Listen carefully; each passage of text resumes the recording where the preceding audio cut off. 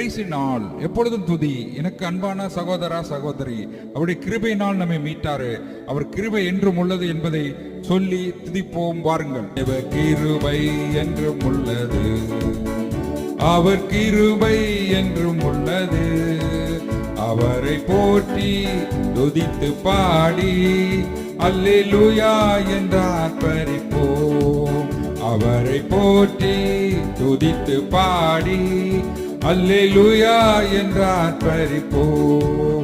நெருக்கப்பட்டோம் மடிந்திடாமல் கர்த்தர்தான் நம்மை காத்ததாலே. நெருக்கப்பட்டோம் மடிந்திடாமல் கர்த்தர்தான் நம்மை காத்ததாலே. அவர் நல்லவர், அவர் வல்லவர், அவர் கிருபை என்றும் உள்ளது.